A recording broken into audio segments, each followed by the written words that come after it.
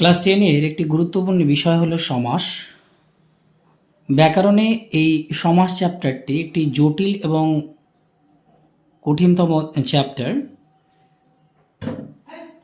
আমরা যখন ক্লাস 10-এ পড়েছি তখন আমাদের কাছে কিন্তু এই সমাস বিষয়টা খুব জটিল মনে হয়েছে, কিন্তু এটা জটিল হলেও ভালোভাবে বুঝলে খুব সহজ বিষয়। তো চলো শুরু করি। প্রথমে জানবো আমরা সমাস কাকে বলে, সমাস কথার অর্থ কী এবং সমাস কয় প্রকার। আমরা একটা উদাহরণ দিয়ে দেখব। 10টি আনন যার।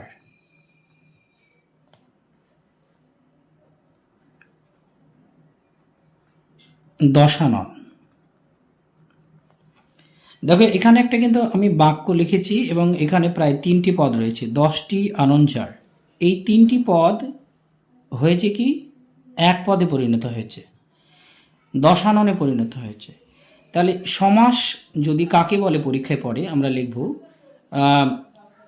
অনেকগুলি পদের এক পদে পরিণত হওয়ার ঘটনাকে সমাস বলে, অথবা বলবো 2 বা 2-এর বেশি পদ এক পদে পরিণত হওয়ার ঘটনাকে সমাস বলে। সমাস দেখো অনেকগুলি পদ মিলে এইটুকু হলো, তাহলে সংক্ষিপ্ত হয়ে গেল। তাহলে পরীক্ষায় পড়তে পারে সমাস কথার অর্থ কী। তাহলে আমরা লিখব সমাস কথার অর্থ হচ্ছে সংক্ষেপ। তাহলে এখান থেকে দুটো জিনিস জানতে পারলাম, সমাস কথার অর্থ কী সংক্ষেপ, আর সমাস কাকে বলে এক পদে পরিণত হওয়ার ঘটনাকে সমাস বলে। তাহলে 2 বা 2-এর বেশি পদ যখন এক পদে পরিণত হয় তখন তাকে সমাস বলে। আরও কয়েকটা উদাহরণ আমরা দেখব, যেমন ধরো বাবা ও মা। এই বাবা ও মা মিলে হয়েছে বাবা মা। দেখো এখানেও কিন্তু এটা এক পদে পরিণত হয়েছে। তাহলে সমাসে যেটা এক পদে পরিণত হয় সেই এক পদে পরিণত হওয়া পদটাকে কি বলে?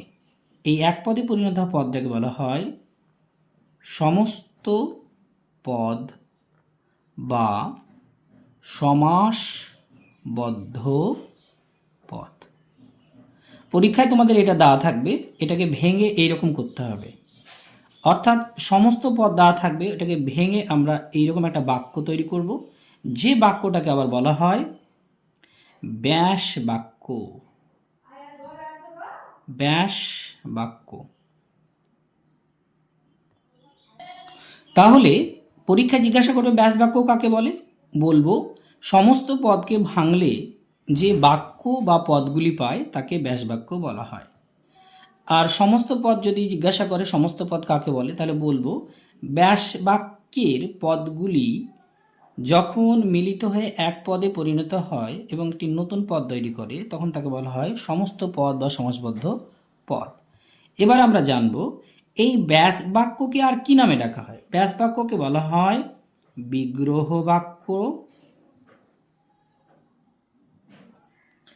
এবং এই ব্যাস বাক্যের যে পদগুলো রয়েছে, যেমন এখানে বাবা একটা পদ, মা একটা পদ, ওটা এখানে সংযোজক। তাহলে বাবাটা হচ্ছে পূর্বপদ, বাবাটা হচ্ছে পূর্বপদ, আর পরপদ বা উত্তরপদ এটা হচ্ছে মা। তাহলে ব্যাস বাক্যের প্রথম পদটিকে বলা হয় পূর্বপদ এবং পরের পদটিকে বলা হয় পরপদ। যেমন বাবা পূর্বপদ, মা পরপদ, আর ওটা এখানে সংযোজক। 10টি হচ্ছে পূর্বপদ, আননটা হচ্ছে পরপদ, এবং এটা একটা ব্যাস বাক্য বা বিগ্রহ বাক্য। এবার এই ব্যাস বাক্যের যে পদগুলো রয়েছে এই পদগুলোর কোনো কোনো সমাসে দুটোরই অর্থ প্রাধান্য পায় বলে এই পদগুলোকে আবার বলা হয় সমস্যমান পদ। সমস্যমান পদ। তাহলে দেখো পূর্বপদ এবং পরপদকে একসাথে বলা হয় সমস্যমান পদ। আশা করি তোমরা এই টপিকগুলো বুঝতে পেরেছ। এবার এখান থেকে কীরকম প্রশ্ন আসে, পরীক্ষায় তোমাকে বলবে সমাস কথার অর্থ কী সংক্ষেপ, সমাস কাকে বলে, বলবো 2 বা 2-এর বেশি পদ এক পদে পরিণত হওয়ার ঘটনাকে বা পরিণত হওয়াকে সমাসবদ্ধ পদ বলে বা সমাস বলে। দুই বা দুইয়ের বেশি পদ এক পদে মিলিত হওয়ার ঘটনাকে সমাস বলে। ব্যাসবাক্য বা বিগ্রহ বাক্যের পদগুলি যখন মিলিত হয়ে একটি পদ তৈরি করে বা এক পদে পরিণত হয়, এক পদে পরিণত হওয়া পদকে সমস্ত পদ বা সমাসবদ্ধ পদ বলে। এবার বলবে তোমাকে ব্যাসবাক্যের পূর্বপদ কোনটি, পরপদ কোনটি। ব্যাসবাক্যের প্রথম পদটাকে পূর্বপদ বলা হয় এবং পরের পদটাকে পরপদ বলা হয়। ব্যাসবাক্যের আর এক নাম হচ্ছে বিগ্রহ বাক্য। তাহলে এই ছিল আমাদের সমাসের প্রথম যে জানার টপিকগুলো। এই টপিকগুলো আশা করি তোমাদের সহজ হয়েছে। এরপরে আমরা পরপর প্রত্যেকটা সমাসের আলাদা আলাদা নাম দিয়ে, সংজ্ঞা দিয়ে এবং উদাহরণ দিয়ে বুঝবো। সমাস আমরা এর আগে জেনেছি যে 9 প্রকার। তাহলে সমাসের যে প্রকারভেদ, সমাস যে 9 প্রকার, সেই 9 প্রকারের প্রথমটা হচ্ছে দ্বন্দ্ব সমাস। প্রথমটা হচ্ছে দ্বন্দ্ব সমাস। আমরা দ্বন্দ্ব সমাস সম্পর্কে আজকে জানব। প্রথমে জানবো যে দ্বন্দ্ব সমাস কি। দেখো একটা উদাহরণ দিব আগে। এর আগে উদাহরণটা আমরা দিয়েছিলাম, বাবা ও মা মিলে হচ্ছে বাবা মা। তাহলে এখানে দেখো সমস্ত পদটা বাবা ও মা দুটো পদ মিলে তৈরি হয়েছে, যেখানে বাবার অর্থ প্রাধান্য পাচ্ছে না, মারও পার্টিকুলার অর্থ মানে প্রাধান্য পাচ্ছে না, দুটো অর্থই একসাথে জুড়ে আছে। যদি এই রকম সমাস তৈরি হয়, মানে দুটো পদেরই পূর্বপদ এবং পরপদ দুটো পদেরই অর্থ সমস্ত পদে থাকে বা দুটো পদেরই অর্থ প্রাধান্য পায়, তাহলে সেই রকম সমাসকে বলা হয় দ্বন্দ্ব সমাস। তাহলে এখান থেকে আমরা একটা টপিক জানতে পারছি, পরীক্ষায় পড়তে পারে যে দ্বন্দ্ব সমাসে দ্বন্দ্ব কথার অর্থ কী। আমরা সাধারণভাবে বলতে পারি দ্বন্দ্ব মানে হচ্ছে ঝামেলা, ঝগড়া, বিগ্রহ, কিন্তু এখানে অ্যাকচুয়ালি দ্বন্দ্ব কী করলো দেখো, দ্বন্দ্ব সমাসে বাবা ও মাকে একসাথে জুড়ে দিল। তাহলে এখানে কিন্তু দ্বন্দ্ব অ্যাকচুয়ালি দ্বন্দ্ব থাকছে না, হ্যাঁ, সেটা মিত্রতায় বা বন্ধুতে পরিণত হচ্ছে। তাহলে দ্বন্দ্ব কথার অর্থ কিন্তু দ্বন্দ্ব বা ঝামেলা নয়। তাহলে দ্বন্দ্ব শব্দের অর্থ আমরা বলতে পারি এখানে যুক্ত হওয়া বা মিত্রতা বা সন্ধি। তাহলে আমরা বলবো যে সমাসে পূর্বপদ এবং পরপদের উভয়েরই প্রাধান্য থাকে তাকে দ্বন্দ্ব সমাস বলা হয়। দ্বন্দ্ব সমাস বুঝার আরও একটা সহজ টেকনিক হচ্ছে, দেখো এখানে বাবা এবং মা বিপরীত লিঙ্গ। তাহলে বিপরীত লিঙ্গ, আবার দেখো আরেকটা উদাহরণ দেব, সাদা ও কালো। তাহলে দেখো এখানে সাদা আর কালো বিপরীত লিঙ্গ ঠিক নয়, কিন্তু এরা কিন্তু বিপরীত শব্দ বটে। তাহলে বিপরীত শব্দ যোগে আর লিঙ্কার বা সংযোজক থাকবে মাঝে ও। যদি এই রকম থাকে, দেখো এটা কি হচ্ছে, সাদা কালো একসাথেই আমরাকে বসাতে হচ্ছে এবং দুটোরই অর্থ এখানে সমস্ত পদে প্রাধান্য পাচ্ছে। তারপরে যেমন আরও আছে ক খ গ, আলো ও অন্ধকার। তাহলে আলো অন্ধকার।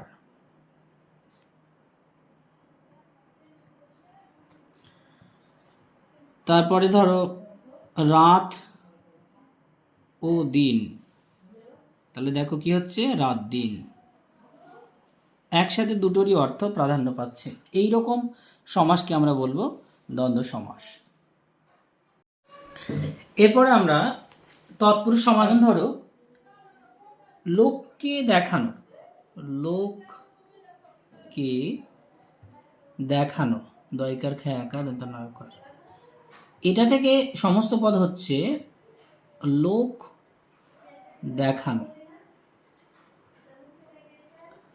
আমরা যদি উদাহরণটা খেয়াল করি তাহলে দেখতে পাবো এখানে লোকের সঙ্গে ছিল কে, একটা বিভক্তি, আর দেখানোটা হচ্ছে একটা পদ। লোক একটা পদ, তার সঙ্গে কে বিভক্তি, আর দেখানো একটা পদ, দুটো পদ আছে। প্রথম পদটাতে কে বিভক্তি আছে। এবার যেটা সমাস তৈরি হয়েছে সমস্ত পদ যেটা তৈরি হয়েছে বা সমাস যেটা তৈরি হয়েছে, সেখানে দেখো লোকের সঙ্গে কেটা কিন্তু উড়ে গেছে, লোকের সঙ্গে বিভক্তিটা উড়ে গেছে। আর এই লোক দেখানো কথাটা, লোককে দেখানো কথাটা আমরা বলছি লোক দেখানো। তাহলে অর্থ কোন পদে প্রাধান্য পাচ্ছে? এটা পূর্বপদ এবং দেখানোটা পরপদ। দুটো পদের মধ্যে কিন্তু দেখানো শব্দটার প্রাধান্য পাচ্ছে, অর্থের প্রাধান্য পাচ্ছে। তাহলে আমরা সংজ্ঞা কি বলবো? যে সমাসে পূর্বপদের বিভক্তি লোপ পায় এবং পরপদের প্রাধান্য, পরপদের অর্থের প্রাধান্য থাকে, পূর্বপদের অর্থের প্রাধান্য থাকে না এবং বিভক্তি লোপ পায় আর পরপদের অর্থ প্রাধান্য পায়, তাকে তৎপুরুষ সমাস বলা হয়। এবার আমি যে উদাহরণটা দিয়েছি সেটাই হচ্ছে কর্ম তৎপুরুষের উদাহরণ। কর্ম তৎপুরুষের, অর্থাৎ তৎপুরুষ সমাস 11 ভাগ রয়েছে।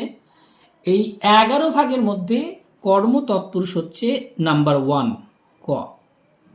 আমরা কর্ম তৎপুরুষে দেখলাম যে পূর্বপদের বিভক্তি লোপ পাচ্ছে এবং পরপদের অর্থের প্রাধান্য পাচ্ছে, এই রকম সমাসকে বলা হয় কর্ম তৎপুরুষ। এরপর দেখো আরেকটা উদাহরণ দিব, এটারই আরেকটা উদাহরণ দিব। ছেলেকে, ছেলেকে ভোলানো, ছেলেকে ভয়সু লয়াকা দন্তনায়কা ভোলানো, উত্তর হবে ছেলে ভোলানো।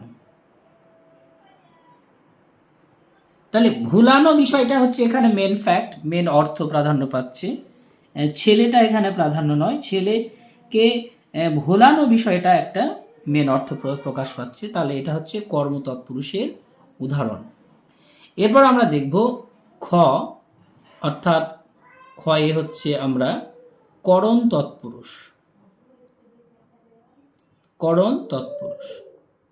এই তৎপুরুষ সমাসে 11টা ভাগ না করলে হয়, যেগুলো ইম্পর্টেন্ট সেগুলো আমরা করব।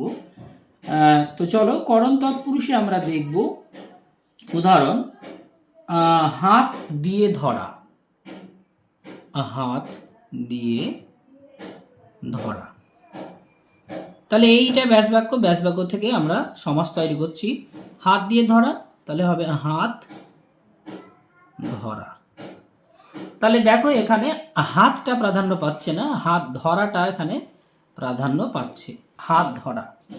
তাহলে হাত দিয়ে ধরা, দেখো দিয়ে বা দ্বারা থাকলে আমরা জানি করণ বোঝায়, করণ কারক বোঝায়। তাহলে আমরা একটা জিনিস এখান থেকে বুঝতে পারছি যে তৎপুরুষ সমাসের কারকগুলো কিন্তু ইম্পর্টেন্ট। যে কারকে ভালো আছে বা কারক ভালো বোঝে তার কিন্তু এই সমাসটা হয়ে যাবে। তাহলে এখানে করণ তৎপুরুষে দেখো দিয়ে আছে ফার্স্ট, আর পূর্বপদ হচ্ছে হাত, পরপদ হচ্ছে ধরা। তা এখানে পরপদের অর্থ প্রাধান্য পাচ্ছে, তাহলে এটা হচ্ছে করণ তৎপুরুষের উদাহরণ। এই আরেকটা উদাহরণ দিব আমরা, জ্ঞান শূন্য, অর্থাৎ জ্ঞানের দ্বারা শূন্য। তাহলে এটা অ্যান্সার হবে জ্ঞান শূন্য। তাহলে শূন্য কথাটার প্রাধান্য বা অর্থের প্রাধান্য পাচ্ছে। তাহলে আশা করি তোমরা কর্মতৎপুরুষ আর করণ তৎপুরুষ এই দুটো সমাস, মানে তৎপুরুষ সমাসের দুটো ভাগ বুঝতে পেরেছ। এরপর আমরা দেখব গ নাম্বার। গ নাম্বারে আমরা দেখব নিমিত্ত তৎপুরুষ, নিমিত্ত তৎপুরুষ। তাহলে নিমিত্ত তৎপুরুষ কি? 1 নম্বর উদাহরণ দিব আমরা, যে সংবাদ, সংবাদের জন্য পত্র। উদাহরণটা হচ্ছে সংবাদের জন্য পত্র। তাহলে উত্তরটা হবে কি? সংবাদ পত্র। দেখো সংবাদের থেকে দের কথাটা বিভক্তিটা উঠে পড়েছে, আর জন্য নিমিত্ত পদের জন্য ব্যবহার হয় কারোর জন্য, উদ্দেশ্যকে বোঝানো হয়েছে, এখানে জন্যটা বাদ হয়ে গেছে আর পত্র কথাটা বসেছে। তাহলে সংবাদের জন্য পত্র, সংবাদপত্র। সংবাদ নয়, পত্রটাই আসল এখানে। তাহলে সংবাদপত্র, এটা হচ্ছে আমাদের নিমিত্ত তৎপুরুষের উদাহরণ। এরপরে তৎপুরুষ সমাসে 4 নম্বর ভাগ দেখো, অপাদান তৎপুরুষ। আমরা দেখেছিলাম অপাদান কারকে, হইতে, থেকে, জাত, চ্যুত, বিচ্যুত, ফলিত, এইসব শব্দগুলো বসছিল। তাহলে অপাদান তৎপুরুষে আমরা যে উদাহরণ দিব, মায়া থেকে মুক্ত। মায়া থেকে মুক্ত, অ্যান্সারটা হবে কি? মায়া মুক্ত। দেখো এখানে মুক্ত কথাটা কিন্তু অর্থ প্রাধান্য পেয়েছে, আর থেকেটা, থেকে অনুসর্গ বা পরসর্গটা বিলুপ্তি হয়েছে। তাহলে অপাদান তৎপুরুষে দেখো থেকে, হইতে, জাত, চ্যুত এই অনুসর্গ বা উপসর্গগুলো কি হয়? বিলুপ্ত হয়। মায়া থেকে মুক্ত, মায়া মুক্ত।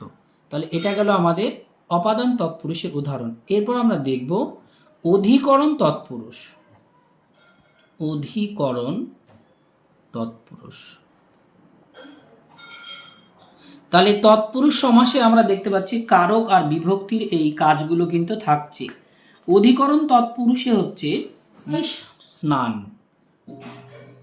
গ ইয় গয়ে, গ ইয় গয়া আকার অন্তস্থ, শয়ে দন্ত না, এক দন্ত না। গঙ্গায় স্নান, উত্তরটা হবে গঙ্গা স্নান। দেখো স্নান বিষয়টাই হচ্ছে এখানে আসল, গঙ্গাটা নয়। তাহলে এখানে পরপদের অর্থাৎ স্নান কথাটারই অর্থ প্রাধান্য পেয়েছে। আর গঙ্গায় যে উন্তুস্ত বিভক্তি, আমরা জানি অধিকরণ তৎপুরুষে বা অধিকরণ কারকে উন্তুস্ত বিভক্তিটা থাকে। তাহলে উন্তুস্ত বিভক্তি লোপ পেল, আর পূর্বপদের কোনো অর্থ এখানে প্রাধান্য পাচ্ছে না, স্নানের অর্থ প্রাধান্য পাচ্ছে। গঙ্গায় স্নান, গঙ্গা স্নান। আশা করি তোমরা বুঝতে পেরেছ। এরপরে আমরা এই তৎপুরুষ সমাসের 6 নম্বর উদাহরণটা আমরা দেখব বা নিয়মটা দেখব, সম্বন্ধ তৎপুরুষ। সম্বন্ধ তৎপুরুষ, খণ্ডের ত, পয়সু রয়সু, পেট কাটা মধ্যে। সম্বন্ধ তৎপুরুষের উদাহরণ আমরা দেখব মাতার ভাষা, ময়াকার তয়াকার, মাতার ভাষা। এটা থেকে হবে মাতৃভাষা। মাতার ভাষা থেকে হবে মাতৃভাষা।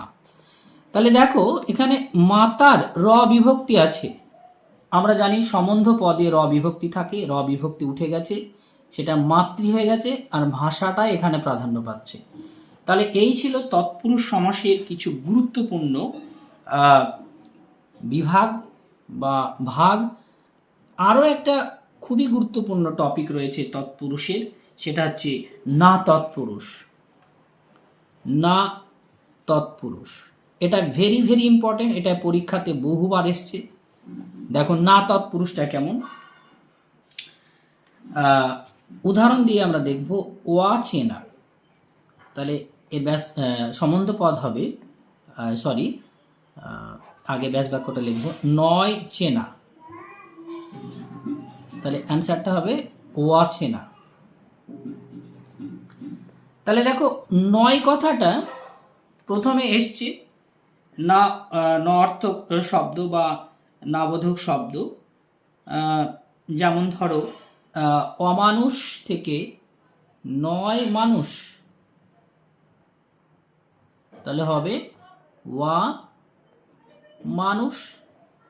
এখানে দুটো পদ রয়েছে, চেনা আর নয়, তাহলে নয় মানুষ, সেটা হয়েছে অচেনা।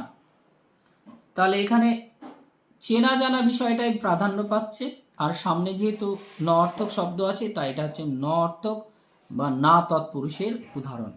তাই এই ছিল তৎপুরুষ সমাসের একটি নিয়ম। কর্মধারয় সমাসকে মোটামুটি 5 ভাগে ভাগ করা হয়। এর 5টা ভাগ রয়েছে। তো আমরা আগে জানবো যে কর্মধারয় সমাসটা আসলে কি। আমরা প্রথমে একটা উদাহরণ দিব, সেই উদাহরণটা হচ্ছে খাস যে মহল। এটা সমস্ত পদ হচ্ছে খাস মহল। তাহলে আমি এখানে একটা উদাহরণ দিয়েছি, দেখো খাস যে মহল, তাহলে এখানে পূর্বপদটা হচ্ছে খাস আর মহলটা হচ্ছে পরপদ। এই পূর্বপদটা দেখছি বিশেষণ কি রয়েছে, এটা বিশেষণ, আর এটা কি রয়েছে, এটা হচ্ছে বিশেষ্য। তোমরা জানো যে যে সব শব্দের দ্বারা দোষ গুণ অবস্থা বোঝায় তাদের বিশেষণ বলে, আর যে শব্দের দ্বারা শুধু নাম বোঝায়, সেটা বস্তুর নাম, জায়গার নাম, স্থানের নাম, ব্যক্তির নাম, কোনো মহলের নাম বা কোনো বাড়ি বা বিশেষ কিছু নাম, তাকে বিশেষ্য পদ বলে। তাহলে যে সমাসে পূর্বপদ বিশেষণ, পরপদ বিশেষ্য, আবার এর উল্টোটা হতে পারে, প্রথমে বিশেষ্য পরে বিশেষণ, কিংবা দুটোই বিশেষ্য পদ আবার দুটোই বিশেষণ পদ যদি হয়, আর পরপদের অর্থাৎ এই যে এখানে খাস যে মহল, এই দুটো পদের মধ্যে যদি পরপদের অর্থ প্রাধান্য পায়, যেমন দেখো এখানে খাস যে মহল, খাস মহল, তাহলে এখানে খাস বিষয়টার প্রাধান্য পাচ্ছে না, মহল কথাটার প্রাধান্য পাচ্ছে। মহলটা কেমন তার বিষয় নিয়ে আলোচনা হচ্ছে। তাহলে এই রকম সমাসকে বলবো কর্মধারায় সমাস। এবার কর্মধারায় সমাসে যদি আমরা উদাহরণগুলো দেখি, তাহলে প্রথমে আমরা দেখব 1 নম্বর যে ভাগটা রয়েছে সেটা হচ্ছে সাধারণ কর্মধারায়। আমরা সাধারণ কর্মধারা এটা আগে বুঝব। তাহলে সংজ্ঞাটা আরেকবার বলে নিই। যে সমাসে পূর্বপদ বিশেষণ পরপদ বিশেষ্য, বা পূর্বপদ বিশেষণ পরপদ বিশেষ্য, বা দুটো পদই বিশেষ্য বা বিশেষণ, এবং পরপদের অর্থ যদি প্রাধান্য পায়, তাহলে তাকে কর্মধারায় সমাস বলা হয়। কর্মধারায় সমাস হচ্ছে 5 প্রকার: সাধারণ কর্মধারায়, মধ্যপদ লোপী কর্মধারায়, উপমান কর্মধারায়, উপমিত কর্মধারায় এবং রূপক কর্মধারায়। এর মধ্যে গুরুত্বপূর্ণ হচ্ছে সাধারণ কর্মধারায়, মধ্যপদ লোপী কর্মধারায়, আর রূপক কর্মধারা এটা মাঝে মাঝে পড়ে। তাহলে আমরা প্রথমে সাধারণ কর্মধারায় উদাহরণ দেখব, কর্মধারায় উদাহরণ দেখব। যেমন পোড়া যে কচু, পোড়া যে কচু, তাহলে এইটার সমস্ত পদ কি হবে? কচু পোড়া, কচু পোড়া। তাহলে খেয়াল করে দেখো, কচুর এখানে অর্থ কোনো প্রাধান্য পাচ্ছে না, কিন্তু পোড়ার ঘটনাটার অর্থ প্রাধান্য পাচ্ছে। পোড়া যে কচু, তাহলে এখানে কচুটা হচ্ছে কি? কচুটা হচ্ছে বিশেষ্য, আর এটা হচ্ছে পোড়াটা হচ্ছে বিশেষণ। কেমন না? পোড়া।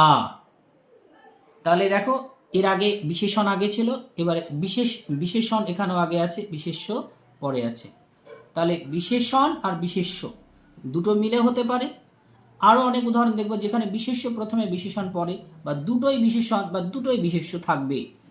তাহলে সাধারণ কর্মধারায় কি হচ্ছে?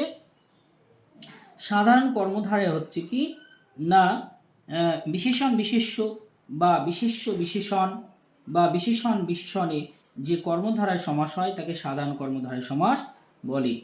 বিশেষ্য ও বিশেষণের উপস্থিতির দিক থেকে সাধারণ কর্মধারায় আমরা জানি 4 প্রকার।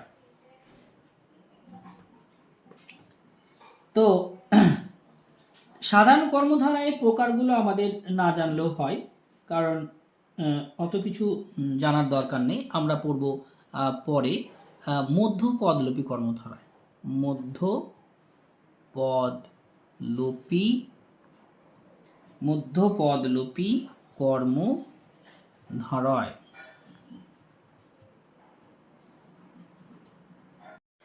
এই মধ্যপদলোপী কর্মধারায়ের সংজ্ঞা যদি আমরা দেখি, তার আগে আমরা উদাহরণ দেখব। যেমন ধরো সিংহ চিহ্নিত আসন, সিংহ চিহ্নিত আসন, এইটার সমস্ত পদ হবে সিংহাসন।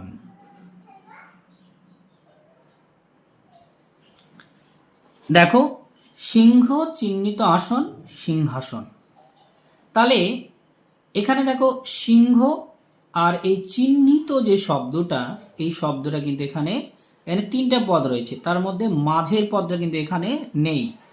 সমস্ত পদে মাঝের পদটা নেই, বিলুপ্ত হয়ে গেছে, লোপ পেয়ে গেছে।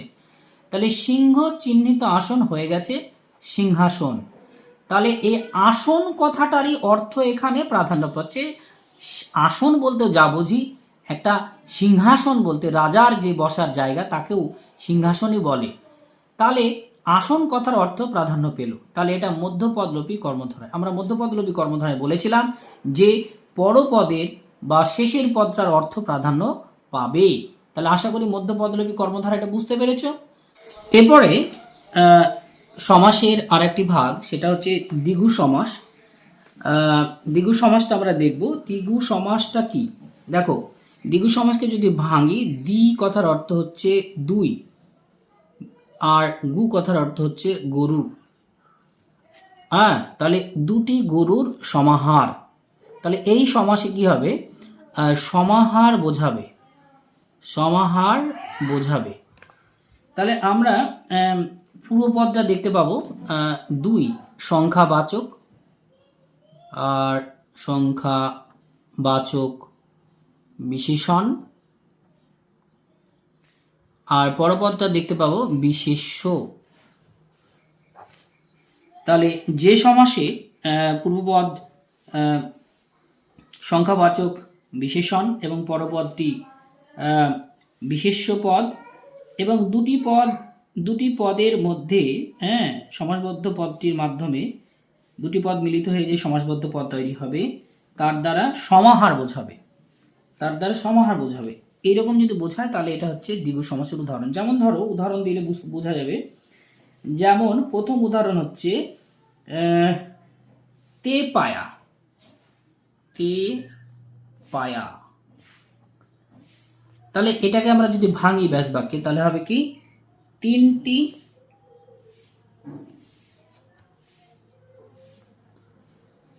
তিন পায়ের সমাহার, অথবা তে পায়ের সমাহার। তাহলে এই দ্বিগু সমাসের লাস্টে সমাহার কথাটা আসবে, আর প্রথমেই থাকবে 3, 4, 5 এগুলো থাকবে, মানে সংখ্যাবাচক থাকবে। আর এখানে দেখো পা কথাটা অ্যাকচুয়ালি বিশেষ্য, আর এটা বিশেষণ, সংখ্যাবাচক বিশেষণ। তাহলে তে পায়ের সমাহার, এই ধরনের উদাহরণগুলোকে বলছে দ্বিগু সমাস। আরও আছে, যেমন চৌরাস্তা, চৌরাস্তা, চার রাস্তার সমাহার। চার রাস্তার সমাহার বা চৌরাস্তার সমাহার, চৌরাস্তার সমাহার, যা খুশি লিখতে পারো, সমস্যা নাই। আরো অনেক উদাহরণ আছে দ্বিগু সমাসের।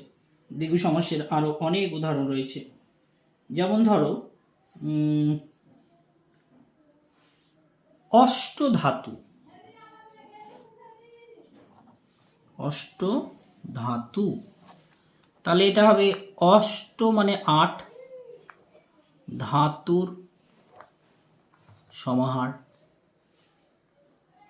বা অষ্টকেও লেখা যায় অষ্ট ধাতুর সমাহার, দুটোই লেখা যায় সমাহার। এ হচ্ছে দ্বিগু সমাস। এরপরে লাস্ট আমরা একটা সমাস দেখব, অলপ সমাস। খুবই গুরুত্বপূর্ণ এই টপিকটি। অলপ সমাস কাকে বলে দেখার আগে দেখব উদাহরণ একটা। দেখো 1 নম্বর উদাহরণ লিখেছি মনের মানুষ। এখানে পূর্বপদ হচ্ছে মনের, পরপদ হচ্ছে মানুষ। এই মনের মানুষ জুড়ে গিয়ে হয়েছে মনের মানুষ, কোনো পরিবর্তন নেই। অর্থাৎ পূর্বপদের যে র বিভক্তি আছে, র বিভক্তি রয়েছে, সেটা কিন্তু বিলোপ হয়নি, অর্থাৎ লোপ পায়নি বলে এর নাম হয়েছে অলোপ। তাহলে যে সমাসে পূর্বপদের বিভক্তি লোপ না পেয়ে সমস্ত পদে একই রকম থাকে, হ্যাঁ, তাহলে কি বললাম, সমাস নিষ্পন্ন বা সমাস হয়ে যাওয়া পরেও পূর্বপদের বিভক্তি চিহ্ন লোপ না পেয়ে, হ্যাঁ, সমস্যমান পদের মতো থেকে যায়। এটা আমি একটু লিখতে ভুল করেছি, এটা হবে মনের মানুষ, আলাদাভাবে বসবে, একসঙ্গে বসবে না। দেখো, সমস্যমান পদগুলোর মতোই সমাসবদ্ধ পদটা সেম টু সেম হয়েছে। সমস্ত পদে কি হয়, দুটো একসাথে জুড়ে যায়, কিন্তু এখানে জুড়ে নেই। তাহলে যে সমাসে পূর্বপদের বিভক্তি সমাস হয়ে যাওয়ার পরেও লোপ পায় না, সমাসবদ্ধ পদে সমস্যমান পদগুলির মতো হুবহু বিরাজ করে, সেই রকম সমাসকে বলা হয় অলোপ সমাস। আর একটা উদাহরণ দিয়ে দেখব, 2 নম্বর উদাহরণ দিয়ে, বনে ও বাদারে। তাহলে সমস্যমান পদগুলো থেকে হলো কি, বনে বাদারে। খেয়াল করে দেখো, বনে ও বাদারে, এই বনের সঙ্গে এ যে বিভক্তি রয়েছে এখানে কিন্তু রয়ে গেছে, বনে বাদারে। তারপরে 3 নম্বর, কোলে ও পিঠে। তাহলে আমরা সমস্ত পদে লিখছি কোলে পিঠে। দেখো, কোলের সঙ্গে এ বিভক্তি, এখানেও এ বিভক্তি দুটোই থেকে গেছে, হ্যাঁ, বিভক্তির লোপ পায়নি, পূর্বপদের বিভক্তির লোপ হয়নি। তাহলে এটা হচ্ছে অলোপ সমাসের একটি উদাহরণ। আরো অনেক উদাহরণ আছে, আমরা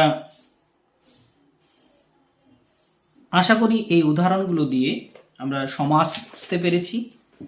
তাহলে তোমাদের এই সমাসগুলো যদি সহজ মনে হয়, তাহলে প্র্যাকটিস সেশনের জন্য পরবর্তী ভিডিওতে আমরা এটার প্র্যাকটিস সেশন দিব, তাহলে তোমরা দেখে দেখে প্র্যাকটিসগুলো করতে পারবে। আজকে এই পর্যন্তই।